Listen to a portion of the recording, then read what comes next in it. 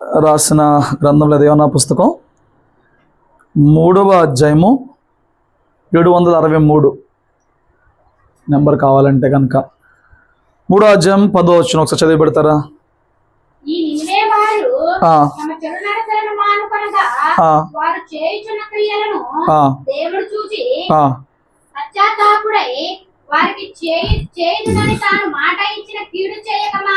చేయక మానను. చూచి బహు చింతాకాంతుడై కోపించుకొని, యెహోవా, నేను నా దేశం మందుండగా ఇట్లు జరుగునని నేను అనుకున్నాను కదా. అందువలనే నీవు కటాక్షమును జాలియు బహు శాంతమును అత్యంత కృపయు గల దేవుడు అయి ఉండి పశ్చాత్తాపపడి కీడు చేయక మానదు అని నేను తెలుసుకొని దానికి ముందుగానే పారిపోతుంది. చూసారు పెద్ద మనిషి పనులు ఎట్టున్నాయో? స్తోత్రం చెప్పండి. ఇక్కడ 2 విషయాలు చూడండి. యోనా గారు వెళ్ళి నినివే పట్టణానికి దేవుని వాక్యం ప్రకటించి ఇంకో 40 రోజుల్లో జరగబోయేది ఏంటంటే దేవుడు ఈ పట్టణాన్ని నాశనం చేయబోతున్నాడని చెప్పి ప్రకటించినప్పుడు రాజు నుంచి ఏమండి పసిపిల్లల వరకు కూడా గోనెపట్ట కట్టుకుని తమ క్రియల విషయమైన పశ్చాత్తాపాన్ని దేవుడు తెలియపరిచిన వారుగా ఉన్నారు. ఏమండి, ఎప్పుడైతే వీళ్ళు పశ్చాత్తాపం వ్యక్తపరిచారో దేవుడు ఉద్దేశించాడు కీడు చేద్దామని. కానీ ఎప్పుడైతే వీళ్ళు పశ్చాత్తాపడ్డారో దేవుడు ఆ కీడు చేయక ఆగిపోయాడు.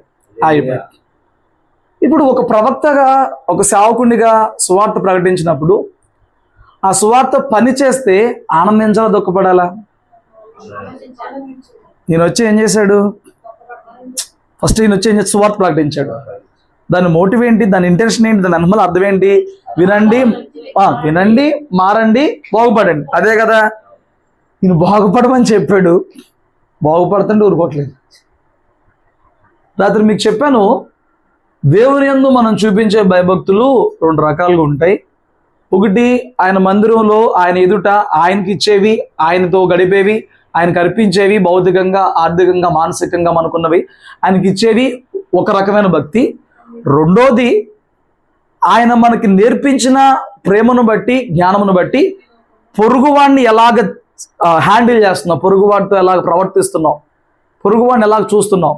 యూసుఫ్ ఏమన్నాడు? నాకు దేవుడు అంటే భయం ఉంది, మిమ్మల్ని ఇలా చెరసాల్లో పెట్టి మిమ్మల్ని మీ కుటుంబాలను చావగొట్టను, నాకు దేవుడు అంటే భయం ఉంది, ఆయన తీర్పులో వచ్చేసరికి భయం ఉంది అని చెప్పన్నాడు. దేవుడు అంటే భయం ఉన్నాడు ఆయన దగ్గర కుదురుగా ఉంటాడు, దేవుడు అంటే భయం ఉన్నాడు మనుషుల దగ్గర కూడా కుదురుగా ఉంటాడు. ఇక్కడ చూడండి, యోనా గారు దేవుని చేత వాడబడిన గొప్ప ప్రవక్తే కానీ 2 చోట్ల ఫెయిల్ అయిపోయాడు. 2 చోట్ల ఫెయిల్ అయిపోయాడు. ఏం 2 చోట్ల ఫెయిల్ అయిపోయాడు? ఒకటి, మొట్టమొదట నా మాట విను, నువ్వు నినివేకి వెళ్ళినప్పుడు తర్షీషుకి పోయాడు. దేవుని ఎదుట భయభక్తులు లేకుండా అయిపోయాడు. దాని ప్రతిఫలమే కదా. వాడ మీదకి తుఫాను వచ్చి కొట్టింది, వాడు బద్దలైపోయే గతి పట్టింది, వారి దేవతలు మొక్కుకున్నారు. నావికుడు వచ్చి నువ్వు నిద్రపోతులాగా ఉన్నావే, ప్రార్థన చేయమన్నాడు. ఏమండి, అక్కడి నుంచి సముద్రంలో పడవేయబడ్డాడు. అక్కడ ఏడ్చి మొర పెట్టుకుని మొత్తుకుంటే తీసుకొచ్చి భూమి మీద కక్కివేయబడ్డాడు.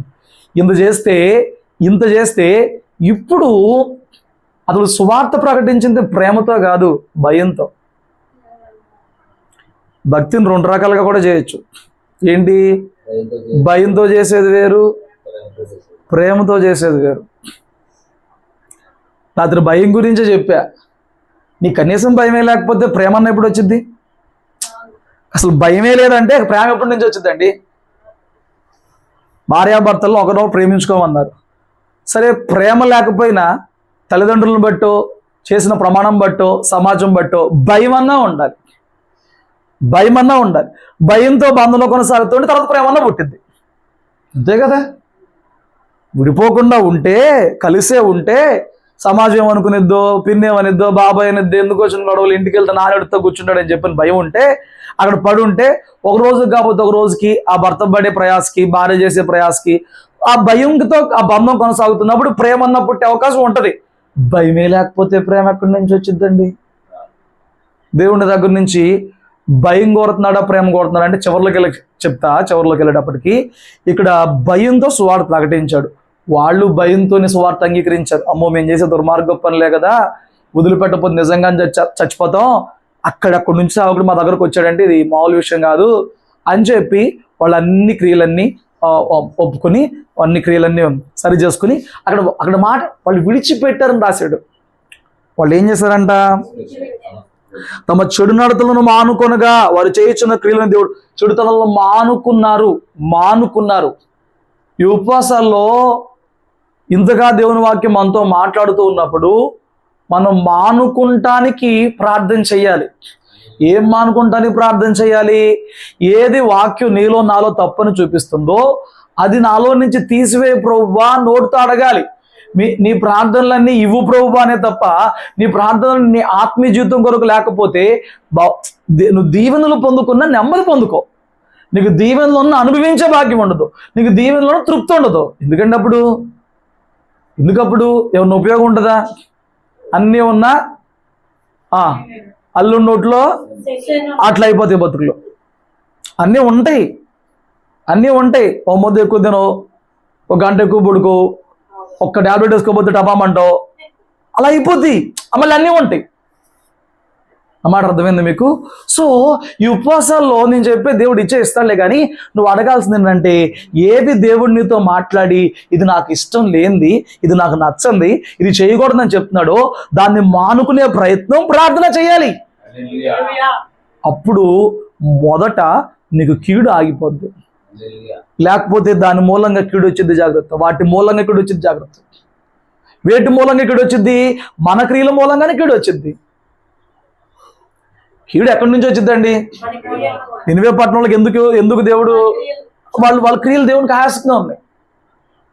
వాళ్ళ క్రియలు ఆయాసంగా ఉన్నప్పుడు ఇంకొక విషయం ఆయన అన్నాడు, దుష్టుడు తాను మరణం నొందుట చేత నాకు సంతోషమా? దుష్టుడు మరణం నొందుట నాకు సంతోషమా? వాడు దుష్టత్వం విడిచి నీతి క్రియలు చేయడమే కదా నాకు సంతోషం. అందు నిమిత్తం వాడి కోసం చూస్తున్నాను, అందుకేగా వాడికి చెప్తున్నాను. హెజ్కేలు గ్రంథంలో అంటాడు, దుష్టుడు మరణం నొందితే దేవునికి ఇష్టమే లేదంట.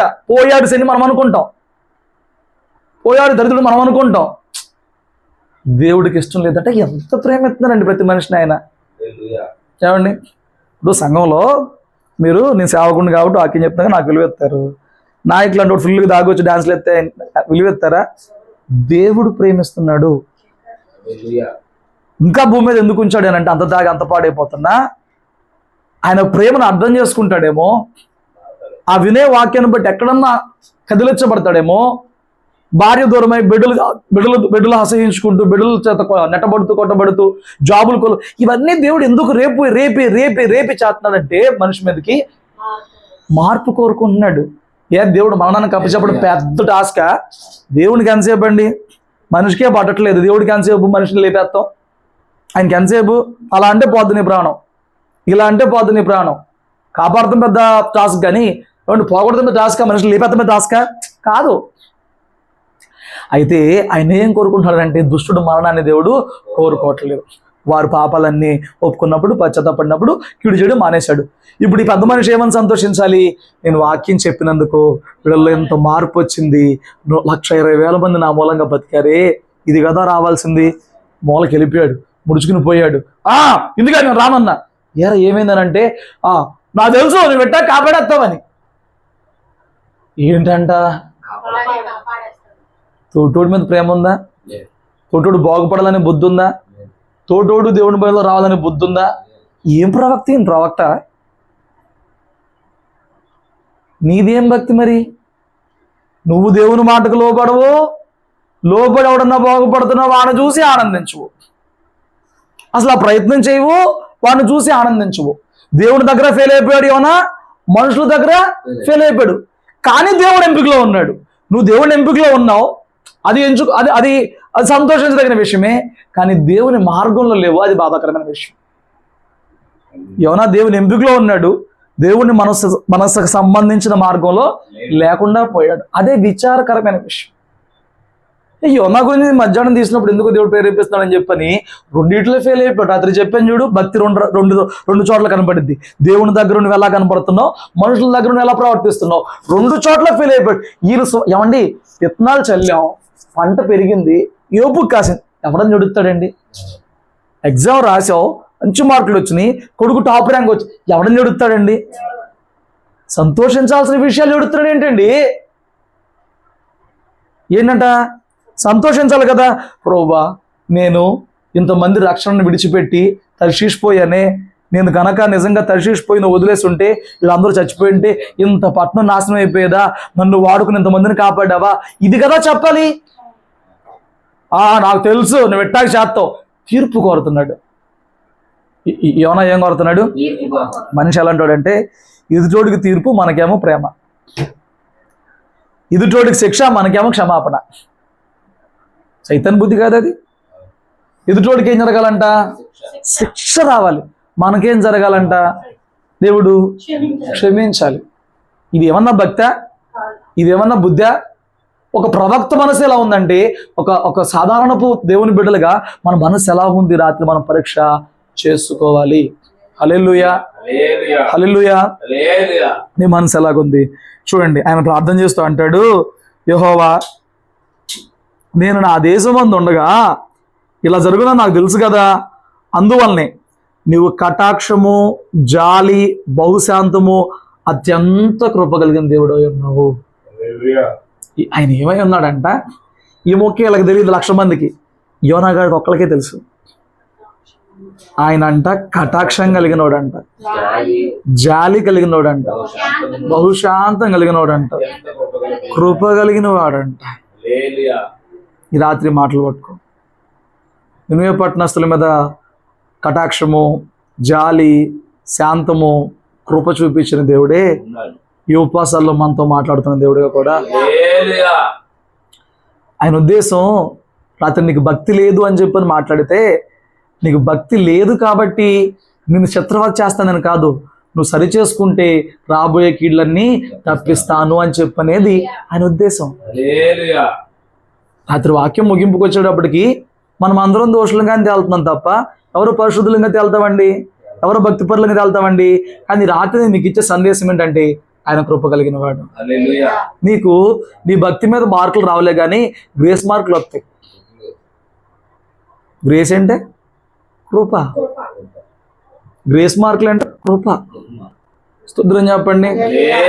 34 వచ్చి ఆగారు అనుకో, స్టూడెంట్ ఎగ్జామ్ రాసినప్పుడు, ఆడేమాత్రం మనిషి అయినా మంచి బుద్ధి కనికరం ఆ స్టూడెంట్ మీద ఉన్న ఆడేం చేస్తాడంటే, ఒక్కటే కదా 1 సంవత్సరం గడిచిపోద్ది గడికి అని చెప్పి గ్రేస్ వేస్తాడు. మనిషి కదా, తోటోడు మనిషి కదా. వానిల్ ఆడు ఎంత కష్టపడి 34 ఈడ్చుకొచ్చాడు, ఒకటైతే ఆడు ముందుకెళ్ళిపోతాడు, ఒక సబ్జెక్ట్ ఎందుకు ఆడైపోతాడు. 1 మార్క్ అంటే 1 మార్క్తో పోతే ఎంత బాధ అండి. సో కొంతమంది గ్రేస్ వేస్తారు. ఉంటుందా? నువ్వైతే ఏం చేస్తావు? పేపర్ కష్టం ఇస్తే నీకు వేయు, నువ్వు వేస్తావు, వేస్తావు. మీరయ్యా నేను వేస్తాడులే, ఎందుకంటే పద్దా చెప్తాడు. ఆయనకి జాబ్ గ్రేస్ మీద వచ్చింది, కోడి ఇచ్చాడంట. కోడి జాబ్ గ్రేస్ మీద వచ్చింది కాబట్టి అది పొందుకున్నోడికి ఇచ్చే కృప ఉంటుంది, పొందుకోవడానికి ఇచ్చే కృప ఉంటుంది. ఇక్కడ దౌర్భాగ్యం ఏంటంటే, మనం దేవుని దగ్గర పొందుకుంటాం, మనుషులు క్షమించాం. దేవుడు మనమే కృప చూపాలి, పక్కన మాత్రం మనం తిరిగి తెచ్చాలి. సరే, ఈ రాత్రి నేను ఏం చెప్తున్నానంటే, నీ కృప ఉంది, కృప ఉంది. కృప ఎందుకుందయ్యా అనంటే, ఇప్పటి వరకు ఉన్నదానిని బట్టి తప్పించబడి ఇప్పటికైనా భక్తి చేస్తా కృప ఉంది. ఇప్పుడు రాత్రి మనం తేల్చుకుందాం, ఇప్పుడు దాకా భక్తి అయిన నీలో ఉంది. ఇప్పుడు దాకా నిజమైన భక్తి లేదు కదా, యథార్థమైన భక్తి లేదు కదా, దేవుని దగ్గర సరైన సమర్పణ లేదు కదా, మనుషులతో సరైన ప్రేమ లేదు కదా, మనుషుల దగ్గర సరిగా ఉండట్లేదు కదా, ప్రతిదీ దేవుని ఎందుకు భయమే కదా. మనుషులతో సరిగా ఉండేది దేవుడు చూస్తున్నాడనే, దేవుడి మందులో సరిగా ఉండేది దేవుడు చూస్తున్నాడనే. నీ దగ్గర 2 లేవు కదా, అప్పుడు ఏమీ లేదు, నీకేం మిగిలింది? ఆయన ఎందుకు భయభక్తులు కలిగి ఉంటే ఏమండి, శాశ్వత జీవం అన్నాడు, సంతోషం అన్నాడు, క్షేమం అన్నాడు, ఆయనలో జీవం ఉందన్నాడు. ఏమండి, ఎన్నో చెప్పుకొచ్చాడు. లేముండదు అన్నాడు, సింహపిల్లను లేపుకుంటే నువ్వు లేపుకుంటావు అన్నాడు. ఎన్నో ఉన్నాయి. ధైర్యం వచ్చింది అన్నాడు. ధైర్యం ఎందుకు అట్లా? భక్తి ఉంటే ధైర్యం వచ్చింది. భక్తి అది రేపు ఎగ్జామ్ అన్నావు అనుకో, చదివేస్తే ధైర్యం వచ్చింది. నిన్నదాకా ఆడుకునే బ్యాట్ బాల్ వేసుకుని అడిగిన ధైర్యం ఏమొచ్చిందండి? అప్పుడు ఇవాళ తుఫాన్ వస్తే ఇవాళ వస్తే బాగుండు, టీచర్ వాళ్ళు వేసిపోతే బాగుండు, ఏదో ఒకటి జరిగి అసెంబ్లీలు వస్తే బాగుండు, ఆడేం తప్పిపోవాలని కోరుకుంటూ ఉంటాడు. నేను అంటున్నాను, నీకు ధైర్యం రావాలంటే భక్తి ఉండాలి. కానీ భక్తి లేదు కదా, కాబట్టి ఎటు నాలో ఇప్పటికీ భక్తి లేదు, ఈ భక్తి చేసేలాగా లేను, నేను ఇంకా ఈ భక్తిలో కొనసాగలేను, సాతాను గాడి మాటలను మాకు అటు వచ్చి ఏమంటాడంటే, ఇదిగో విన్నావుగా, నీకు భక్తి లేదు, నీకు దేవుడి ముందు భక్తి లేదు, మనుషుల దగ్గర భక్తి లేదు, భక్తి లేదు, నీకేం మిగిలిద్ది, ఎందుకు అవన భక్తి అంతా నువ్వు ప్రయాసపడతావు, తినేయి, తాగేయి, ఎంజాయ్ చేయి, ఆడు పాడు ఏదో ఒకటి చేయి, ఈ భక్తి అంతా నీకు అవదు. వాడు వచ్చి నీకు చెప్తాడు. సో నువ్వు తెగించని వ్యక్తివై మనుషుల మనోభావాలు పిలిపించే వ్యక్తిగా ఉంటే సంఘంలోనే ఉంటావు, భక్తి చెయ్యు. నువ్వు తెగించిన వాడివైతే సంఘమే మాట్లాడతావు. సేవకుని బాధపడితే ఎందుకులే, మా కోసం ప్రయాసపడ్డాడుగా, అందరూ చూస్తున్నారుగా, మొన్నదాకా ఆ చిందేసింది ఇప్పుడు ఈ చిందేసింది అనుకుంటారులే అని చెప్పి మనుషులను లక్ష్య పెట్టితే నువ్వు మందిరానికి వెళ్తావు తప్ప భక్తి చేయలేవు. అసలు ఆ మనుషులను కూడా లెక్క లేకుండా తెగించావు అనుకో, మందిరం మానపడేస్తావు. అడిగాడు అనుకో, నాలంటాడు, ఏం దేవుడండి, ఏం చేశాడండి, పొద్దు నువ్వేనా పెట్టావు, ఏం చేశాడంటే దేవుడు ప్రాణం పెట్టాడు. అది అర్థమైనోడు ఈ మాట అడగలేడు. అది అర్థమైతే మాట అడుగుతాడండి. దేవుడు నీ కోసం ప్రాణం పెట్టాడు. ఈ రాత్రి నేను చెప్పే మాట ఏంటంటే, ఇప్పటి వరకు నువ్వేమై ఉన్నా ఆయన ఇప్పటి వరకు కృప కలిగిన వాడుగానే ఉన్నాడు. అర్థమైందా? ఆయన నిన్న రాత్రే మారిపోయిన వాడుగా లేడు, ఆయన కృప కలిగిన వాడుగా ఉన్నాడు అనే మాట ఒకసారి జ్ఞాపకం చేసుకుని ముందుకెళ్దాం. దానియేలు గ్రంథం 9వ అధ్యాయము 3వ వచనం నేను చక్కగా ఎవరైనా చదివిపెట్టండి. అంతటా నేను గోనె పట్టా కట్టుకుని ధూళి తలపైన వేసుకుని ఉపవాసముండి ప్రార్థనా విజ్ఞాపనలు చేయుటకై ప్రభువుకు దేవుని ఎదుట నా మనసును నిబ్బరము చేసుకుంటే, నిబ్బరంగా ప్రార్థన చేస్తున్నానంట. ఏమని? నేను నా దేవుడైన యెహోవా ఎదుట ప్రార్థన చేసి ఒప్పుకున్నది ఏంటంటే, ప్రభువా, మహాత్మ్యము కలిగిన భీకరుడవగు దేవా, నీ ఆజ్ఞలను అనుసరించి నడుచువారి ఎడల, గుర్తుపెట్టుకో, నీ ఆజ్ఞలు ఉన్నాయే అవి అనుసరించి నడిచేవారి ఎడల నిబంధనని కృపను స్తోత్రం చెప్పండి. చూడండి, ఇక్కడ ఏంటంటే కృపలో 2 భాగాలు చూపిస్తాడండి.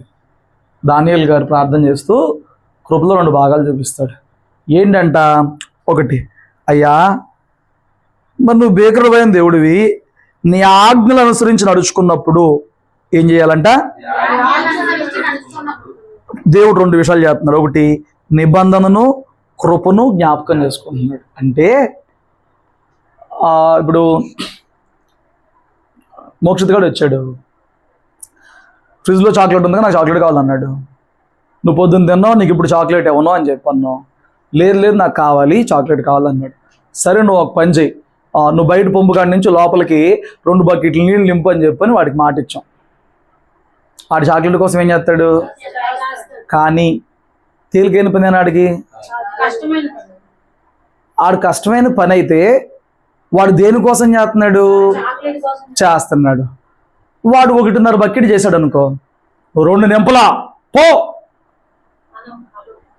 యేసయ్య మనం ఆయన ఎదుట భక్తి చేస్తున్నప్పుడు, ఆయన ఆజ్ఞలు పాటిస్తున్నప్పుడు ఆయన 2 విషయాలు మన పట్ల జ్ఞాపకం చేసుకుంటాడంట. ఇదిగో నా బిడ్డ నా ఆజ్ఞలు పాటిస్తున్నాడు, ఇదిగో నా బిడ్డ నా నిబంధనకు నా వాక్యానికి లోబడుతున్నాడు, నా కట్టలకు లోబడుతున్నాడు. ఎందుకనంటే ఈ వాటకు లోబడితే నేను ఆశీర్వదిస్తాననే ఉంది కదా, నిబంధన జ్ఞాపకం చేసుకుంటాడు. 2, అయ్యో నా బిడ్డ నన్ను సంతోషపడటానికి ఎంత ప్రయాసపడ్డాడో కృప చూపిస్తాడు. నా మాటలు నీకు అర్థమైనయా? ఏమండి, బాగా అర్థం చేసుకోవాలి. వాడు 85% టార్గెట్ పెట్టాడు, 82% వచ్చింది, ఏడుతున్నాడు. నువ్వేమంటావు? అలా కాదు నాన్న, ఏడవకూడదు, బాధపడకూడదు, చాలా కష్టపడ్డా, ఇంకా 3%లో మిస్ అయిపోయింది కదా, ఇంకోసారి ట్రై చేయి. ఏం చూపిస్తున్నావు వాడి మీద? ఎందుకు చూపిస్తున్నావు? 80 సాటిస్ఫై చేయలా, ఆడు చేసిన ప్రయత్నాన్ని కనపరుస్తున్నావు అనమాట. హల్లెలూయా. ఇక్కడ యేసయ్య కూడా ఆయన ఆజ్ఞలు మనం పాటిస్తున్నప్పుడంట, నా బిడ్డలు నేను దీవిస్తానని చెప్పని, ఇదిగో ఆ ప్రకారంగా జీవిస్తా తెస్తానని చెప్పని ఆ భక్తి చేస్తున్నారే, నిబంధన జ్ఞాపకం చేసుకుంటున్నాడు. ఈడు ఇంత పరిస్థితుల్లో కూడా ఇంత కష్టంగా భక్తి చేస్తున్నాడే, కృప చూపిస్తాడు. అంటే నువ్వు ఆ ఆజ్ఞను సంపూర్ణంగా నెరవేర్చడానికి ఎంతో ప్రయత్నం చేస్తున్నావు చూడు, ఆయన కృపను బట్టి నీకు తగిన దానికన్నా ఎక్కువ కృప అంటది. అసలు కృప ఏంటంటే అర్హత కలిగిన దానికన్నా ఎక్కువ ఇవ్వడమే కృప అనమాట.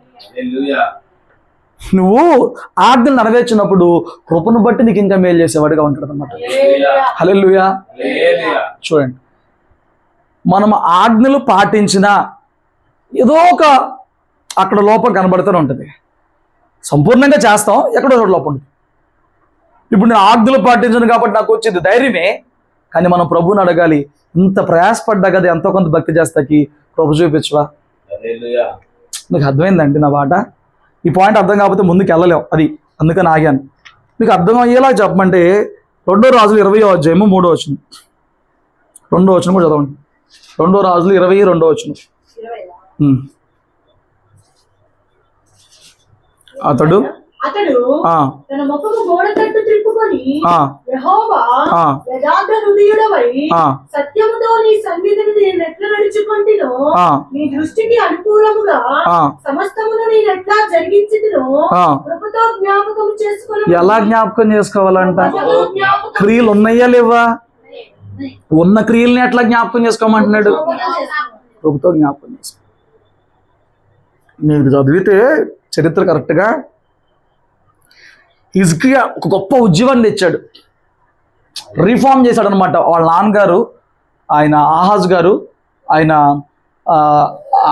అన్యులు యుద్ధంలో గెలిచారని వాళ్ళ దేవుళ్ళు గొప్ప ఉందని ఆ బలిపీఠాలు తెచ్చి ఇక్కడ పెట్టి అంత రచన చేసేస్తే మందిరం అంతా. ఈయన రాగానే, హిజ్కియా రాగానే 25 వయసులో మందిరాన్ని బాగు చేశాడు, మందిరాన్ని సరి చేశాడు, లేవీని పిలిపించాడు, ఆగిపోయిన పస్కా జరిగించాడు, ఎన్నో దేవుని సేవ కొరకు చేశాడు. అయితే ఈయనకు అనుకోని రీతిలో నడుము మీద క్యాన్సర్ పుండు పుట్టి అది పెరుగుతా పెద్ద అయిపోయి బయటికి రాక మంచం మీద పడున్నప్పుడు యెషయా వచ్చి చెప్పాడు, నువ్వు మరణమవుతున్నావు, చక్కబెట్టుకొని ఇల్లు అని చెప్పి అన్నప్పుడు దేవుడి దగ్గరికి వెళ్ళి ఏమన్నాడు? అయ్యా, నీకు ఇది న్యాయమా? ఇంత నీతిగా నడిచిందని చంపేస్తావా? ఇలా కాదు. ఆయన అన్నాడయ్యా, ఒకసారి నీ చేతుల్లోని సర్వాధికారం ఉంది కరెక్టే, అయితే నీ సన్నిధిలో ఎంత సత్యంగా ఉన్నానో, ఎంత యథార్థంగా ఉన్నానో నువ్వు కృపతో జ్ఞాపకం చేసుకోవాలి. అంటే నువ్వు చేసిన దాన్నే ఎలా జ్ఞాపకం చేసుకోవాలి? దేవుణ్ణి మనం ఆశ్రయించినప్పుడల్లా నీ కృపతో నన్ను జ్ఞాపకం చేసుకోమని అడగాలి. నీ కృపలో ఈ కార్యం చేసి పెట్టమని అడగాలి. అయ్యా, నాకు అర్హత లేదు కానీ కృపామయుడు అయ్యా అని చెప్పిన దేవుడి మీద మనము ఆనుకోవాలి. నేను చెప్పినట్లుగా భక్తిలో 10 మార్కులు మనకు పడవు. రాత్రి చెప్పినట్లుగా నాతో సహా మన అందరం దేవుని రాష్ట్రంలో తూలిపోతాం. అయితే మనం ఆధారం చేసుకోవాల్సింది ఏంటి అంటే, నీ బెస్ట్ నువ్వు భక్తి చేయాలి, కృప మీద ఆధారపడాలి. ఇక్కడ వాస్తవానికి హిజ్కియా ఆజ్ఞలన్నీ పాటించాడు కాబట్టి రైట్ ఉంది. నన్ను ఎందుకు చంపేస్తావు అడగవచ్చు, కానీ దేవుని దగ్గర అడిగే విధానం ఏంటంటే, ఇన్ని చేశాంగయ్యా, కృపతో జ్ఞాపకం చేసుకో. హల్లెలూయా. దేంతో జ్ఞాపకం చేసుకోవాలంటే దాని ప్రతిఫలం ఏమొచ్చింది? కృపతో జ్ఞాపకం చేసుకోమన్నప్పుడు వెంటనే ఏమంటే అతని క్రియలు కరెక్టే, కానీ దేవుడు అన్నాడు, వాడి ప్రార్థన నాకు నచ్చింది, వాడి కన్నీరు నేను చూశాను, వెంటనే వెనక్కి చెప్పి 15 సంవత్సరాలు ఆయుష్ ఇచ్చానని చెప్పినాడు. కృప కోసం వెతికేవారిని, కృప కొరకు కోరేవారిని, కృప కొరకు ప్రార్థించేవారిని దేవుడు విడిచిపెట్టాడండి. ఇది నా హక్కు అన్నట్లుగా వెళితే ఒకవేళ మనకు జరగకపోతుందేమో, కానీ అయ్యా ఇంత చేశాను, ఆ చేసింది ఏదో కృపతో జ్ఞాపకం చేసుకోమంటే మాత్రం ఖచ్చితంగా పని అయ్యిద్ది. ఈ రాత్రి నేను చెప్పేది అదే. నీకు భక్తి ఇప్పటి వరకు కనిపించలేదేమో, కానీ ఈ రాత్రి నువ్వు కొరాల్సిందంటే అంటే కృపతో సరిచే, కృపతో జ్ఞాపకం చేసుకో. నువ్వు సరైన భక్తే లేదా, కృపతో సరిచేయమను, క్షమిస్తాడు, సరిచేస్తాడు. నీలో కొద్ది భక్తి ఉందా, కృపతో బలపరచమను, కృపతో జ్ఞాపకం చేసుకోమను, బహుమానం నీకు దక్కిద్ది. ఆజ్ఞలు పాటించినప్పుడు నిబంధనను, కృపను జ్ఞాపకం చేసుకుంటాడంట. మరి పాటించకపోతే చదవండి, అక్కడ ఉంటుంది దానియేలు ప్రార్థనలో తీసేది అక్కడ. మళ్ళీ దీన్ని ఒకసారి 9వ అధ్యాయం కింద ఏం చెప్పాడు? మేమైతే నీ దాసులకు ప్రవక్తలను నీ నామమును బట్టి మా రాజులకును మా అధిపతులకును మా పితరులకును యూదయా దేశ జనులందరికీ నీ చెప్పిన మాటలను ఆలకింపక నీ ఆజ్ఞలను నీ విధులను అనుసరించుటమాని పాపులమును దుష్టులమునై చెడుతనమందు ప్రవర్తించుచు తిరుగుబాటు చేసిన వారము. ఏంటంట? ఆజ్ఞలు పాటిస్తే కృప అధికమైద్ది, కానీ మేము ఆజ్ఞలు పాటించలేకపోయాము, మేము ఎలాంటి వాళ్ళమయ్యామో నీ ఆజ్ఞలు పాటించకుండా పాపులము, దుష్టులము, చెడుతనమందు ప్రవర్తించిన వారని ఉన్నాం. 7వ వచనం, ప్రభువా ఆ. నీవే నీతిమంతుడవు, ఆ. మేమైతే సిగ్గుచేత ఆ. ముఖ వికారము నొందిన వారము, ఆ. మేము నీ మీద తిరుగుబాటు చేసితిమి, ఆ. దానిని బట్టి మేము సకల దేశములకును ఆ. మమ్మల్ని తరిమితివి. ఆ. యెరూషలేములోను ఆ. యూదయా దేశములోను ఆ. నివసించుచు ఆ. స్వదేశవాసులుగా ఉన్నట్టు ఆ. పరదేశవాసులుగా ఉన్నట్టు ఆ. ఇశ్రాయేలులందరికీ మాకును ఈ దినమున సిగ్గే తగి ఉన్నది. ఆజ్ఞలు పాటిస్తే ఏమన్నా దీవెన వచ్చింది. పాటించినప్పుడు రాత్రి వాళ్ళు ఏమైపోయారు? దిగంబరులుగా సిగ్గుపడ్డారు, భయపడ్డారు. ఇక్కడ అన్నాడు, అయ్యా నీ ఆజ్ఞలు పాటించుంటే నీ నిబంధన కృప మాకు దక్కేది. ఆజ్ఞలు పాటించక దోషులయ్యాం కాబట్టి నువ్వు మమ్మల్ని చల్లా చెదురు చేసేసావు కదా. సొంత రాజ్యంగా ఉండాల్సిన మేము పొరుగు రాజ్యంలో దేహంలో బతుకుతున్నాం కదా. మా బతుకులు సిగ్గుపాలైపోయినాయి. ఎందుకు అయిపోయినాయి? మేము చేసుకున్నానికి అట్ట అయింది. ఇంకా చూడేమన్నాడా, ప్రభువా, నీకు విరోధముగా పాపము చేసినందున మాకును మా రాజులకును మా అధిపతులకును మా పితరులకును ముఖము చిన్నబోవునట్టుగా సిగ్గే తగి ఉన్నది. దేవుని ఆజ్ఞలు పాటించకపోతే ఏమవుతామంటండి? సిగ్గే తగి ఉందంట. ఏమండి, ఎంత విచారకరమైన విషయం. కోరి సిగ్గుపడే బతుకుని వాళ్ళు తెచ్చుకున్నారు. ఎందుకంటే ప్రవక్తలను పంపి చెప్పాడు 1-2 సార్లు.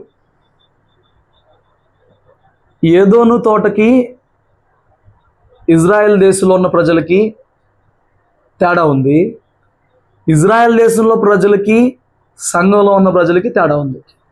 ఏంటది అంటే, ఆదామును ఒక్కసారే అవకాశం ఇచ్చాడు పశ్చాత్తాపడటానికి, తర్వాత శిక్ష తెచ్చాడు. ఇజ్రాయెల్ దేశంలో ఉన్న ప్రజల మీదకి కీడు రప్పించడానికంటే ముందే అనేక సార్లు ప్రవక్తలను పంపించి గద్దించాడు. ఏదోని తోటలో ఉన్న వారికి ఒకే ఒక్క అవకాశం వచ్చింది. నువ్వు దిగంబరమయ్యావని నీకు చెప్పింది ఎవడు అని అంటే క్షమాపణ ఇవ్వడానికి ఒక్క అవకాశం ఇవ్వబడింది. దాన్ని కోల్పోయారు. కానీ ఇజ్రాయెల్ దేశంలోకి వచ్చేసిన ఇజ్రాయేలీల మీద తీర్పు రావడానికైతే ప్రవక్తలను పలుమార్లు పంపించాడు, అవకాశం ఇచ్చాడు. సంఘంలో ఉన్న బిడ్డలకైతే ఇంకా అత్యధికమైన కృపనిచ్చిన వాడిగా ఉన్నాడు. ఇంకా ఎక్కువ కృప మనకుంది, ఇంకా ఎక్కువ కృప ఉంది. నేను అంటున్నాను, నేను అంత త్వరగా సిగ్గుకు అప్పచెప్పే దేవుడు కాదు. కానీ గుర్తుపెట్టుకో, నేను త్వరగా నవ్వులు పాలు చేసే దేవుడు కాదు. కానీ గుర్తుపెట్టుకో, వన్స్ ఆయన వదిలేశాడా సిగ్గే మన బతుకి తల ఎత్తుకలేని పరిస్థితుల్లోనికి మన బ్రతుకులు మారిపోతాయి అన్నమాట. ఆయన అంటున్నాడు, మాకు, మా రాజులకు, మా పితరులకు, అందరికీ, ఆ దేశంలో మిగిలిన వాళ్ళకి, దేశం పక్కకు వచ్చిన వాళ్ళకి అందరికీ మా బతుకులు సిగ్గి అయిపోయి అని చెప్పి తర్వాత వచ్చిన మాట నేర్పిస్తారు మనకి.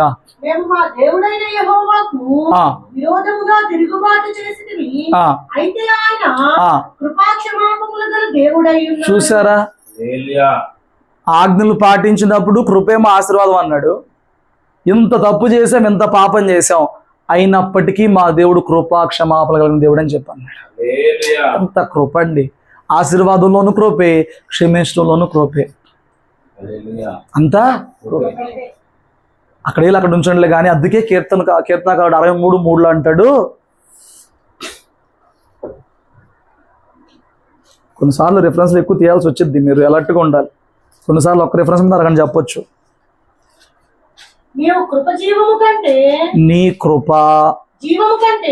జీవము కంటే ఉత్తమం. ఏంటంట, దేవుని కృప జీవము, మనిషి ప్రాణం కంటే, జీవం కంటే కూడా ఉత్తమమైందంట దేవుని కృప. రాత్రి నేను ఎందుకు ఈ మాట దగ్గర పదే పదే మాట్లాడుతానంటే, నేను మళ్ళీ చెప్తున్నా, దేవుని త్రాసులో మనం తేలిపోతాం కదా. వాక్యం విన్నప్పుడు నిజంగా చిచ్చి నా బతుకులు ఏమాత్రం భక్తి లేదు కదా, నా బ్రతుకు ఎంత అసహ్యంగా ఉంది కదా, నా జీవితం ఎంత అసహ్యంగా ఉంది కదా, నాకు దేవుని దగ్గర ఏం దక్కింది, శిక్షే తప్ప నాకు మిగిలేది ఏం లేదు కదా, నేను ఎంత రోత కలిగి ఉన్నాను కదా, నా బతుకులో ఎంత అవిధేయత చెత్త కలిగి ఉన్నాను కదా అని కొన్నిసార్లు మనల్ని మనము పరిశీలన చేసుకుని మనం తీర్పులోకి తెచ్చుకున్నప్పుడు ఇక మనకి దేవునిలో ఏమీ లేదు, దేవుని దగ్గర ఏమీ దక్కదు, దేవుడి నుంచి ఏమీ రాదు, ఎందుకు ఈ భక్తి, ఎందుకు ఈ ప్రయాస, ఇక వృధా అన్నట్లుగా సాతాను భ్రమపరుస్తాడు. కానీ దానియేలు మనకు నేర్పిస్తున్నాడు, అయ్యా మేము ఆజ్ఞలు పాటించినప్పుడు నిబంధన కృపనే జ్ఞాపకం చేసుకుని మాకు మేలు చేసేవాడు కొన్నావు. అయితే ఇంత దరిద్రం అనిపించినా కూడా నువ్వు ఇప్పటికీ కూడా కృపతో క్షమించే దేవుడు, కృప క్షమాపణ కలిగిన దేవుడివి, కృపతో ఆశీర్వదించే దేవుడు, కృపను బట్టి క్షమించే దేవుడు ఆయన అయి ఉన్నాడు అనమాట. ఎంత గొప్ప భాగ్యం ఇది. ఇదిగో 2025 సంవత్సరంలో 10 మాసాల్లో నువ్వు భక్తి చేయలేదేమో నాకు తెలియదు. ఈ 21 రోజుల్లో దేవుడు నీతో మాట్లాడుతూ నీకు చెప్పేది ఏంటంటే, నువ్వు ఎంత చెత్తని జీవితంలో కలిగి ఉన్నావో చూసుకో. దానిని బట్టి సిగ్గు వచ్చింది, దాన్ని బట్టి తీర్పు వచ్చింది, దాన్ని బట్టి కీడు వచ్చింది. అయితే ఎట్లాగో శిక్ష వచ్చిందిగా, ఎట్లాగో బతుకు అట్లా నవ్వులు పాలైపోద్ది కదా, ఇంకెందుకు భక్తి, ఎంజాయ్ చేయాల్సిన పాపిష్టి పనులన్నీ చేసేద్దాం. ఇది కాదు నీకు రావాల్సిన జ్ఞానం. నువ్వు తెచ్చుకోవాల్సిన జ్ఞానం ఏంటనంటే, ఆయన కృప క్షమాపణ కలిగిన దేవుడై ఉన్నాడు. ఈ 10 మాసాలు నేను భక్తి చేయలేకపోయానేమో కానీ ఇప్పుడు నేను కన్నీరు కారుస్తాను, ఇప్పుడు నేను పశ్చాత్తాపడతాను. ఏ భక్తి చేయడం నా వల్ల కావలేకపోయిందో ఆ భక్తికి సహాయం చేయ ప్రభుని అడుగుతాను. ప్రభు నన్ను 10 మాసాల దోషాన్ని క్షమిస్తాడు, నూతన బలమనిస్తాడు, నడిపిస్తాడు, బలపరుస్తాడు. ఇక్కడి నుంచైనా నేను ఆశీర్వాదానికి పరుగులాడతాను. ఆ మనసు నీకు రావాలి. మాటలు మీకు అర్థమైందండి? ఎందుకు పబ్లిక్ ఎగ్జామ్ అవ్వగానే సప్లీ ఎగ్జామ్ పెడతారు?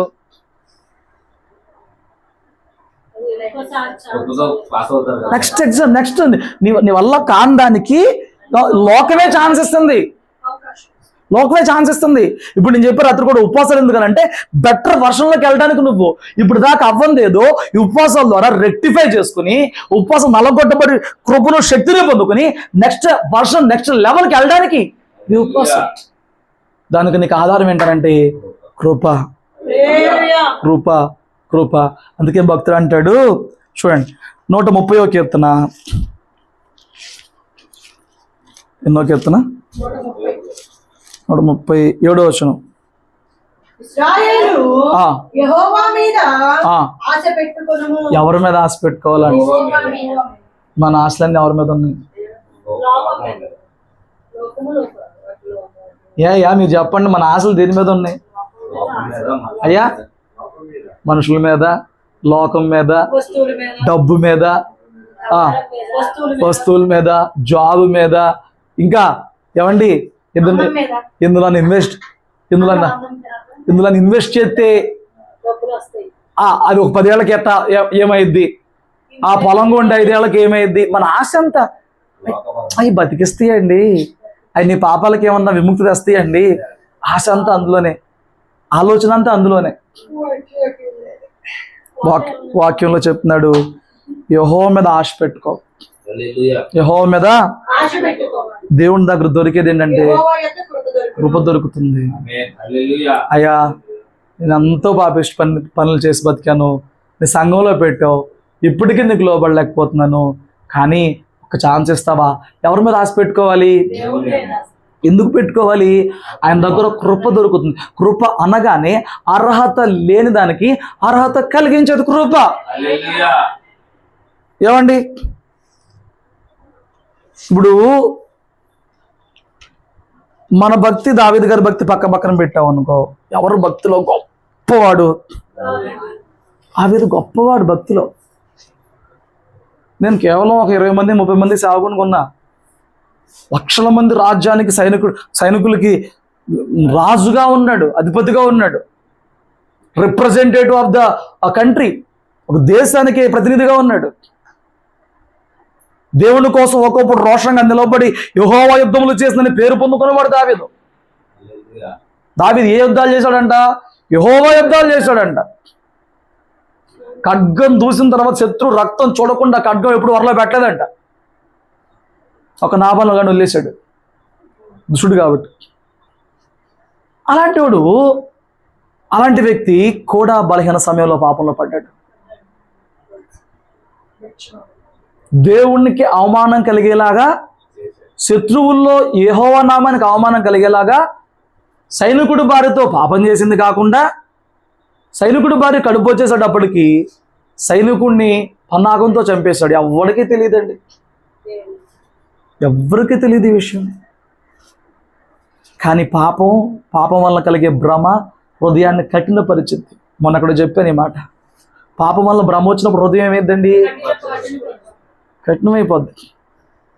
నువ్వు చేసింది పాపమని, అది దేవునికి రేగుతుందని, నువ్వు ఇప్పుడు పశ్చాత్తాపడాల్సిన స్థితిలో ఉన్నావని కఠినమైపోయిందిగా. కఠినం అయిపోయింది. కొన్నిసార్లు మనం అంటాం, ఇంత రాతిలాగా అయిపోయావేంట్రా, ఇంత బండ అయిపోయావేంట్రా అని. ఎందుకు కఠినపోవడానికి చాలా చెప్పా. అందులో ఒకటి పాపం వలన కలుగుతున్న భ్రమ. ఏమండి, వాక్యం చదువుతూ కొవ్వు మెదడులాగా భావించేవాడు, దినమునికి 7 మార్లు స్తుతించి 3 మార్లు ప్రార్థన చేసేవాడు, ఎంతో దేవునితో అనుబంధం కలిగి ఉన్నవాడు, ఎంతో దేవుణ్ణి అంటుకట్టుకుని ఉన్నవాడు, ఇన్ని చేసిన వాడు ఎప్పుడు తనలోకి పాపం ప్రవేశించిందో అప్పుడు హృదయం గడ్డగట్టుకుపోయింది. చూశాడు దేవుడు, అరే కూర్చోరా, ఇంకెందుకు బయటికి, కింద కూర్చో. ఏమండి, చూశాడు దేవుడు ముందు ప్రవక్తను పంపించాడు, గద్దించినప్పుడు సౌలులాగా ఇంకా తిరుగుబాటు చేయలే కానీ పశ్చాత్తాపడ్డాడు. అప్పుడు ఏమడిగాడు? 51:1 ఇంకెక్కడ ఉంటుంది?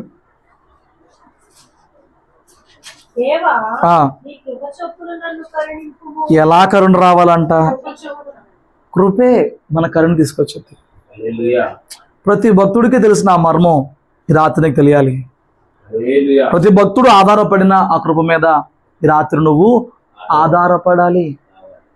అంత పాపం చేసినాక అసలు దావీదుని క్షమించవచ్చా? రేయ్, ఆడేదో సాదాసీదా వాడై ఉంటే, వాక్యం తెలియని వాడై ఉంటే అలాగే క్షమించావంటరా. నువ్వు రాజు అయ్యుండి పాపిష్టి పని చేసావు, వ్యభిచారం చేసావు, అబద్ధం చెప్పావు, మోసం చేసావు, హత్య చేసావు, 9 నెలల నుంచి కనీసం కన్నీరు పుట్టు కూడా కాచలా, ఇన్ని చేసి అట్ట ముడుచుకుపోయావు, నిన్నెందుకు క్షమించాలరా అనలేదండి దేవుడు.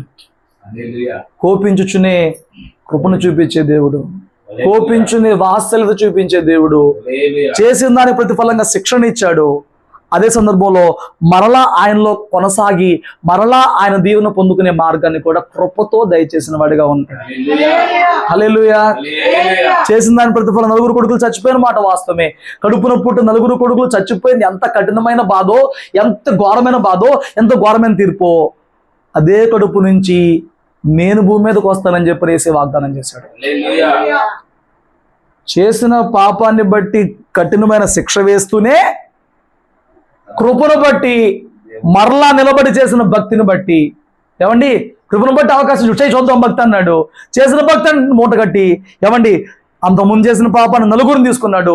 ఇప్పుడు వాగ్దానం చేశాడు, నీ కడుపు నుంచి, ఏమండి, లోకాన్ని వెళ్ళబోయే దావీదు కుమారుడు రాబోతున్నాడు. శిక్షే, కృపే. శిక్షతో ఆగిపోవద్దే, గద్దింపుతో ఆగిపోవద్దే, ఇంకేంటి ప్రయోజనం ఆగిపోవద్దే. దావీదు కనుక నేను 7 రోజులు ఉపవాసం ఉన్నాను, తెలుసా మీకు? ప్రవక్త చెప్పి నాకు 7 రోజులు ఉపవాసం ఉన్నాడు. నేను 7 రోజులు ఉపవాసం ఉన్నాను, 7 రోజులు ఉపవాసం ఉన్నా ఈ బిడ్డను చంపేశాడు కదా, ఇక నా ప్రార్థనలు పనిచేయట్లేదు కదా, ఇక నా ప్రార్థనలకు ఉపయోగం లేదు కదా, చంటి బిడ్డలు చంపేశాడు కదా, ఇక ఆయన మీద కరుణ చూపించలేదు కదా, ఇక నేను ఇవాళ నుంచి ప్రార్థన చేయను, ఇవాళ నుంచి మందిరానికి వెళ్ళను అనుంటే ఈ చెప్పుకుంటాక ఏముండదు. అనలేదండి. అవునాయన చేసిన దానికి అనిపించాను, కానీ నాకు కృప చూపించు, నాకు మరొక అవకాశం ఇవ్వు, నూతన మనసు నువ్వు, నూతన మనస్సాక్షి నువ్వు, హిస్సోపులాగా కడుగు, నన్ను బలపరచు, ఆత్మను తీసేయద్దు. ఇవన్నీ నీకేం అనిపించట్లా? భక్తుల్లో పడిన ప్రతిసారి, జారిన ప్రతిసారి, ఏమండి, ఈ మాటలు, ఈ వాక్యం నన్ను బలపరచకపోతే అసలు నువ్వు దేవుడిని యందు సరైన భక్తి చేసిన వ్యక్తివే కాదు. ఆయన దగ్గర కృప దొరికిద్దా? ఆయన మీద ఆశ పెట్టుకో, ఆయన సంపూర్ణ విమోచన ఆయన దగ్గర దక్కుతుందంట. ఈ ఉపవాసాల్లో, ఏమండి, లోతుకి వెళ్ళే కొద్దీ గుండె పగిలిపోతుంది. ఏముంది భక్తి నాలో, ఏముంది మంచి నాలో, ఏముంది నీతి నాలో, ఏ మంచి మాలో లేదు కదా. ఆఖరి రక్తబొట్టు వరకు కాచాడే. ఏమండి, ఈ రోజున మనకు రక్షణ ఉందనంటే ఆ రక్షణ మన క్రియల మూలంగా కాదు, కృప మూలంగానే మనకు రక్షణ కూడా దక్కింది. హల్లెలూయా. నీ ఆశీర్వాదానికి కృప ఎంత కారణమో, నువ్వు పడిన చోట తిరిగి లేచి ప్రభువుతో నడవడానికి కూడా కృప అంతే కారణం. అయితే రాత్రి నేను చెప్పే మాట అంటే, నేను చెప్తున్నా, నువ్వు పడిపోకుండా దేవునిలో బలంగా నిలబడే స్థితి నీకు రావాలంటే దేవుని యందు భయమే కాదు, దేవుణ్ణి ప్రేమించడం నేర్చుకో. త్వరగా పడిపో. భయమే చూపించేవాడు భయం కోల్పోతాడు ఒక రోజున, దాన్ని ప్రేమించేవాడు దేవుణ్ణి విడిచిపెట్టలేడు. మనం అందరం అవసరాల కోసం భయభక్తులు ప్రయత్నం చేస్తున్నాం తప్ప, నిన్ను లోకమంతటి కన్నా, తండ్రి కన్నా, తల్లి కన్నా, మనుషుల కన్నా, ఎవరికన్నా ఎక్కువ ప్రేమించినా ఆ ప్రేమకు తిరిగి ప్రేమించలేకపోతున్నావు. ఆ ప్రేమను అందుకే నువ్వు పలుమార్లు పడిపోతున్నావు. దేవుణ్ణి ప్రేమించడం నీకు రావాలి. భయభక్తుల్ని దాటిన స్టేజ్ మీరే చెప్పారు. భయభక్తుల్ని దాటిన స్టేజ్ ప్రేమించడం. భయభక్తుల్లో ఉంచితే అట్లాగుంటది, ప్రేమ వేరేలాగా ఉంటుంది. భయభక్తులు చూపించడం అంటే ఏమండి, మనకి పరలోక నమూనా చూస్తే యేసయ్య సింహాసనం కింద ఒక ప్లేస్ ఉంటుంది. దానిని 4 దేవదూతలు మోస్తూ ఉంటారు. ఆ ప్లేస్ని సింహాసనం 4 దేవదూతలు మోస్తూ ఉంటారు. పైన ఎగురుతూ 4 దేవదూతలు ఆరాధన చేస్తూ ఉంటారు. వీళ్ళెవ్వరూ యేసయ్యని తండ్రి అని పిలవలేరు. వీళ్ళెవ్వరూ యేసయ్యని కన్నులారా చూడలేరు. వీళ్ళెవ్వరూ యేసయ్య పక్కెళ్ళి కూర్చోలేరు. వీళ్ళందరూ ఆ డిస్టెన్స్ మెయింటైన్ చేస్తారు. అది భయం, అది భయం. హల్లెలూయా. కానీ యేసయ్య పక్కన సింహాసనం మీద కూర్చునేది ప్రేమ. ఆయన్ని ప్రేమించిన వారు ఆయన సింహాసనం మీద కూర్చునే భాగ్యం దేవుడు చేస్తాడు. దేవదూతలు భయమే, దేవదూతలు భయమే. ఆయన పోలికలో ఉన్న మనమే ఆయన ప్రేమించి ఆయనతో పాటు ఉండగలిగే భాగ్యం దక్కింది. హల్లెలూయా. నా మాటలు నీకు అర్థమవుతున్నాయా? నేను అంటున్నాను, దేవునికి నువ్వు భయపడుతున్నావు, కానీ దేవుణ్ణి నువ్వు ప్రేమించినప్పుడు బాగుపడతావు. కీర్తనల గ్రంథం 18 మొదటి మాటలో ఒక మాట ఉంటుంది.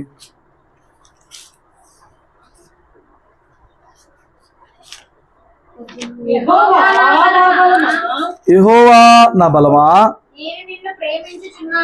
నేను నిన్ను ప్రేమిస్తున్నాను.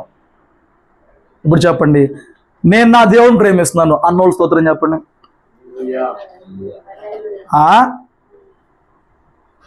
దేవుని ప్రేమిస్తున్నారా అయ్యా? గట్టిగా చెప్పాలి, కంపల్సరీగా. దేవుణ్ణి ప్రేమిస్తున్నామని మాటతో చెప్తే అయిపోయిందా? దానికి నిదర్శనం కావాలా? ఏంటి ప్రేమకు నిదర్శనం ఏంటి? ప్రేమకు ఒక సింపుల్ నిదర్శనం చెప్పండి.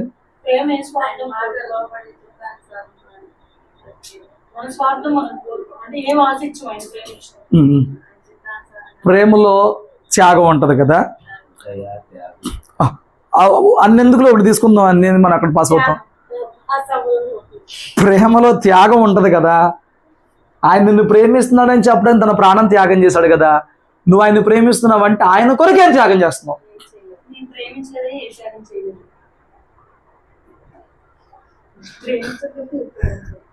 దేవుని కోసం నేను అంటున్నాను, దేవునికి మన ప్రేమ కావాలి. మన మొదటి ప్రేమ దేవుడై ఉండాలి. ఇక్కడ చాలా మందికి మొదటి ప్రేమ దేవుడు కాదండి, తెలుసా? మనలో ఎవరికి మొదటి ప్రేమ దేవుడు కాదు. మొదటి ప్రేమ అంటే ఫస్ట్ ప్రిఫరెన్సే కాదు. లైఫ్లో ఒక ఊహ వచ్చినాక, ఒక ఎదిగిన స్థితి వచ్చినాక ప్రాణం పెట్టేంతగా ప్రేమ ఒకళ్ళ మీదకి వచ్చింది చూడు. ఆకర్షణ అవని, అట్రాక్షన్ అవని, లేకపోతే ఇన్ఫాక్చుయేషన్ అవని, ఇల్యూషన్ అవని, ఏదో ఒకటి అవని. ఆ మొదటిది ఎవరికి దేవుడు కాదు. ఈ రోజు నీ మొదటి ప్రిఫరెన్స్ దేవుడు కాదు. నీ యవ్వన కాలపు తొలి ప్రేమ కూడా మొదట దేవుడు కాదు. అమ్మా నువ్వే మనసంతా నువ్వు నాకు నచ్చు, ఇవన్నీ ఎవరో దేవుడైతే కాదు. అమ్మా ఇవన్నీ ఎవరో మనకి దేవుడైతే కాదు. ఖచ్చితంగా ఒక రోజున పశ్చాత్తాపడతాం. నేను తెలియక దాన్ని ప్రేమించాను, వాడిని ప్రేమించాను. ఏమండి, మరి ఎక్కడైనా చూడండి, ప్రేమించి పెళ్లి చేసుకున్న దాంట్లో 98 దాంట్లో తృప్తి ఉండదు. కలిసి ఉంటారు, విడిపోతారు నేను చెప్పట్లా. 30% people కలిసి ఉంటారు. 100లో 30-20 వరకు కలిసి ఉంటారు. కానీ 100లో 2 మాత్రమే తృప్తి ఉంటుంది. 2 ఎక్కడో 2. ఇక అది దేవుడు వాళ్ళని సెట్ చేస్తాడు. అయ్యా ఎన్మల అమ్మో నానో ఎవరు ఏడ్చేవాళ్ళు ఉంటారు, అయ్యో వాళ్ళని కలిపో ఏదో చేయి అని చెప్పని. ఇక దేవుడు ప్రణాళికలు లేకపోయినా ఆయన ప్రణాళికలు మార్చి మళ్ళీ వాళ్ళ కోసం కొత్త చోటు రాస్తాడు అనమాట. మిగతా 98 మంది విడిపోయినా కలిసి ఉన్నా ఏడుస్తారు, ఈయన ఎందుకు ప్రేమించాను. కానీ యేసును ప్రేమించిన వాడు మాత్రమే జీవితంలో ఎప్పుడు ఏడవడం. నేను నిన్ను ప్రేమించాను, ఎందుకు, ఏం ఉపయోగం, ఏం సాధించాను అనే మాట యేసును ప్రేమించినవాడు మాత్రమే చెప్పడు. రెండో మాట ఏంటంటే లోకాన్ని ప్రేమించినప్పుడు లోకం మర్చిపోద్ది, మనిషిని ప్రేమించడం మర్చిపోతాడు, వాడు ఇంకోటి ప్రేమలో పడిపోతాడు. కానీ యేసు ఏమన్నాడంటే నీ యవ్వన కాలంలో నువ్వు చేసి చూపిన ప్రేమను, నీ వైవాహిక అనురాగాన్ని నేను మర్చిపోయేవాడిని కాదు. మర్చిపోడండి. ఎంత ఆయన మాటలు ఎంత గొప్పవండి, ఆయన వాగ్దానం ఎంత గొప్పవండి. రాక కూర్చో, ఎంత గొప్పవి. మనుషులు మర్చిపోతారు. ఎంత ప్రేమైనా చూపించు, ఎంత విలువైన ఇవ్వని, వాళ్ళ కోసం ఎంత దారిపోయినాయి. ఏమండి ఎల్లప్పుడు తింటానే ఉంటారు, పరగడుపు అంటారు. ఎల్లప్పుడు గతంలో ఎన్ని పొందుకున్నారు మన దగ్గర నుంచి, ఎన్ని అనుభవించారు మన దగ్గర నుంచి. మన సమయమా, మన ధనమా, మన బలమా, ఏమంటే మన ప్రయారిటీయా, అవన్నీ కాదు. ఇప్పుడేంటి మగ్గాలి గతం, ఇప్పుడేంటి ఇప్పుడేంటి 99 పక్క వెళ్ళిపోయినాయి. ఈ 100 చేయలేదు. మొన్న బండి అడిగితే ఇవ్వలేదు, మొన్న పంకింగ్కి వెళ్తాను మెడలో నగరం అంటే ఇవ్వలేదు. నీ కిందికి పక్కన వాకింగ్ చెప్పిందో పొరుగుడు ఆశించొద్దని చెప్పని. మరి నువ్వు వాక్యాన్ని మీరు బాధ తెచ్చుకుంటున్నావు. మీకు ఎక్కడ న్యాయం జరిగిద్ది ఆశిస్తాం అంటే అది వాక్యాన్ని మీరుతున్నావు. పొరుగువాడిది ఏది ఆశించొద్దు అయిపోయింది. నేను అంటున్నాను, నువ్వు 99 చేయి, 100 చేయకపోతే మనిషిని సాటిస్ఫై చేయలేవు. కానీ నువ్వు చేసిన 9 అయినా 90 అయినా ఆయన మర్చిపోడన్నాడు కాదు. ఆయన కోరుకునేది మన దగ్గర నుంచి ప్రేమ. ఆయన ఏం కోరుకుంటున్నాడండి? నువ్వు దేవుణ్ణి ప్రేమిస్తున్నావా? నువ్వు దేవుణ్ణి ప్రేమిస్తున్నావా? భయపడ్డం అంటే సావచ్చుదని భయపడ్డం వేరు. ఏమండి, ఇప్పుడు ప్రేమించిన దానికి భయపడిన దానికి తేడా ఏంటంటే, నువ్వు అమ్మాయిని చేసుకోకపోతే నేను నువ్వేసుకుని సత్తా, ఇప్పుడు ఏం చేస్తాం? ఎందుకు వచ్చిన గొడవలు అని చెప్పని చేసుకుంటాం. తల్లి నీ దగ్గరకు వచ్చి నీకు నచ్చితేనే చేసుకోరానంటే, నీకు ఆల్రెడీ బాగా నచ్చితే, ఏమండి నీకు నచ్చిన ప్రేమించిన కాపురం ఎట్లా ఉంటుంది? తల్లి బలవంతంగా చేసిన కాపురం ఎట్లా ఉంటుంది?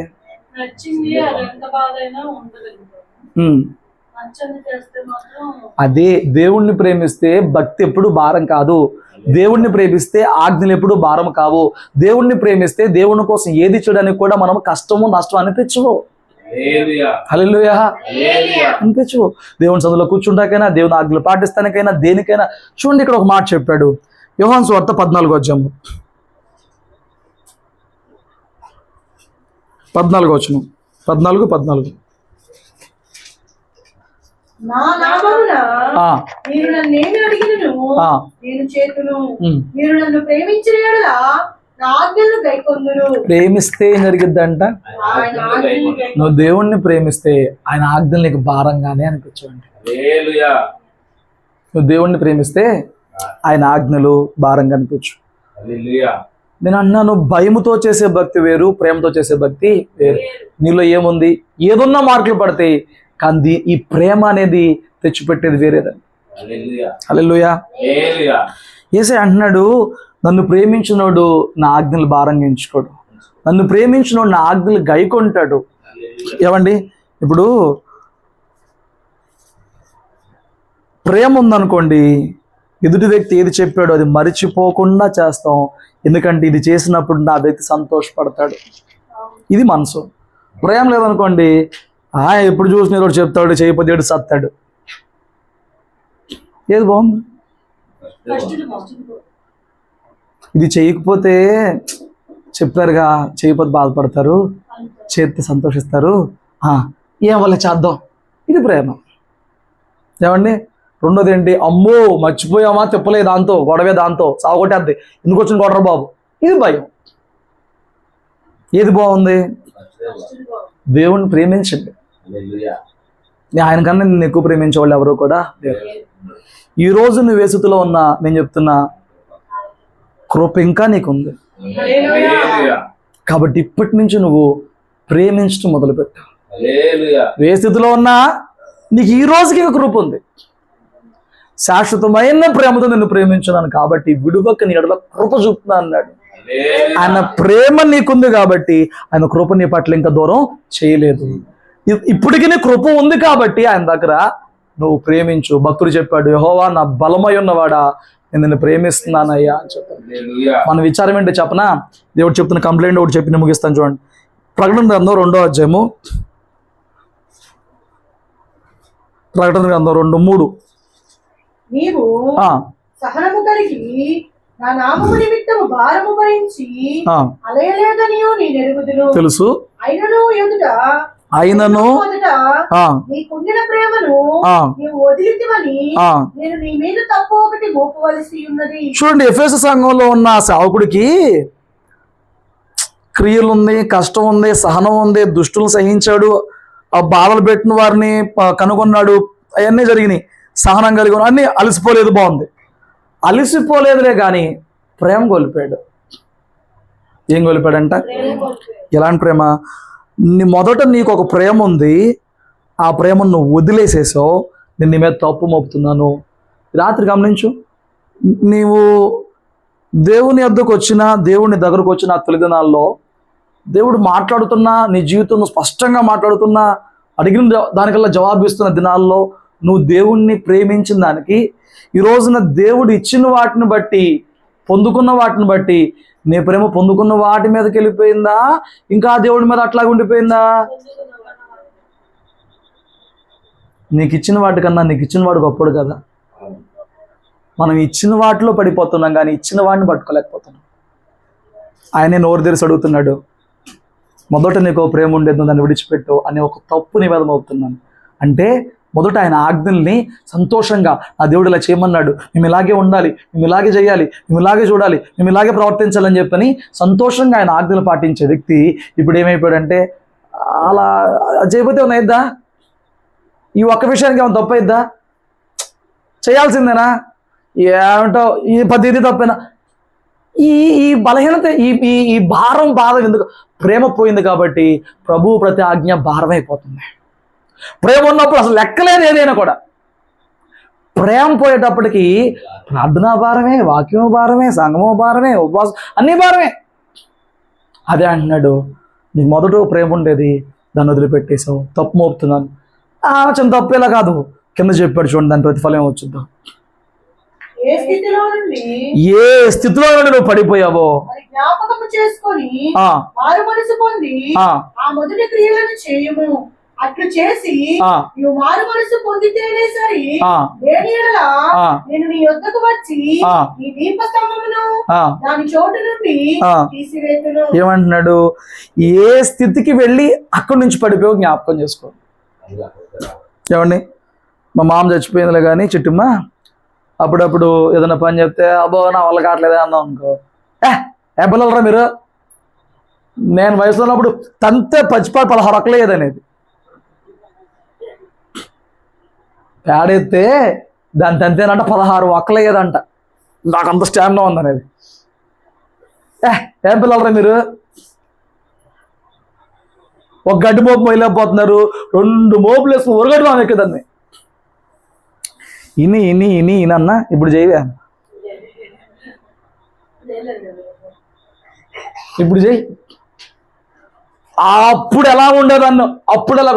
నేను ఇది ఎందుకు చెప్తున్నానంటే, శరీరానికి వయసు ఉంది కాబట్టి బలహీనత ఉంటుంది, ఆత్మకు వయసు లేదండి. ఆత్మకు అసలు వయసు లేదు. అయితే మనం ఈ రోజున అప్పుడు అంత ప్రార్థన చేసేవాడిని, అప్పుడు అంత భక్తి చేసేవాడిని, అప్పుడు అని చెప్పుకున్నంత ఇప్పుడు అని చెప్పుకోలేకపోతున్నావు. యేసయ్య అదే అంటున్నాడు, నువ్వు ఏ స్థితిలోకి వెళ్ళిపోయి పడిపోయావో అది జ్ఞాపకం చేసుకుని అక్కడికి వెళ్ళాలని మారుమనసు పొందు. ఆ ఆశ ఉందా? లేదు. ఉందా? ఇప్పుడు భవానీ ఆంటీ గారికి అంత పెద్ద ఇల్లు పోయిందంట, ఇల్లు రావాలని ఆశ ఉందా? అవకాశం ఇస్తే భక్తి రావాలని ఆశ వచ్చిద్దా? మరి కొంతమంది 3 గంటలు ప్రార్థన చేసేదాన్ని, 1 గంటే చేస్తున్నాను, 3 గంటలు చేయాలి వచ్చిద్దా? ఇప్పుడు అదే ఇంటి పక్క నుంచి 2 రోజులు ప్రార్థన తీసుకెళ్ళాను నేను, ఆపేసే సొక్క పట్టిన, అయ్యా ఇదే మాది, ప్రార్థన చేయ దేవుడు ఎత్తాడేమో, ఇదే మాది. నీకు వస్తువు మీద వచ్చిన ఆశ, డబ్బు మీద వచ్చిన ఆశ, గతంలో నువ్వు కలిగి ఉన్న బలం మీదో, ధనం మీదో, స్టామినా మీదో, ఒకప్పుడు ఇప్పుడు అంటే అట్లా, ఇప్పుడు ఒకప్పుడు అరిస్తే అట్లా అయిపోయి నీకు వీటి మీద ఆ స్థితి అప్పుడు అలా ఉండేది, గొప్పగా ఉండేదని చెప్పుకున్నావు, అది ఉంటే బాగుండని కోరుకుంటున్నావు తప్ప దేవుడు అడుగుతున్నాడు, నువ్వు ఏ స్థితిలోకి వెళ్ళి ప్రేమించావో అక్కడి నుంచి పడిపోయావు. కొందరు భార్యలు కంప్లైంట్ చేస్తారు, పెళ్ళైన కొత్తలో ఎట్టా ఉండేవాడు కాదండి, ఈ మధ్య లక్క మాట్లాడుతున్నాడు. అంటే అన్నం పెట్టట్లేదా? పెడుతున్నాడు. బట్టలు కొనట్లేదా? కొంటున్నాడు. ఇంట్లో అట్లా తెస్తున్నాడు. మరి ఏంటి మాయరా? ఒకప్పుడు ఏదో మగవాళ్ళకి అదొక ఎర్రి, ఒకసారి మొత్తం చూపించేస్తారు ప్రేమ అంతా, తర్వాత మళ్ళీ జాబ్లో పడిపోతారు, పనిలో పడిపోతారు. ఇప్పుడు వీళ్ళకి ఎక్కడికి తీసుకెళ్ళి అక్కడే ఉండాలంటారు. అరే పనిలో పడిపోయాడే ఏంది కాదు, అక్కడ ఉండాలంట. నేను అంటున్నాను, యేసయ్య అంటున్నాడు, ఏమీ లేనప్పుడు నువ్వు నా దగ్గరకు వచ్చి అన్నీ నీకు ఇచ్చాను కదా, ఎంతో ప్రేమించో ఒక స్థితికి వెళ్ళో, ఆ స్థితిలో నుంచి నువ్వు పడిపోయావు. ఎక్కడి నుంచి పడిపోయావో అక్కడికి రావాలనే మారు మనసు నువ్వు పొందుకో. ఎక్కడి నుంచి పడిపోయావు? ఎలాంటి భక్తుల నుంచి పడిపోయావు? ఎలాంటి ఆత్మీయుల నుంచి పడిపోయావు?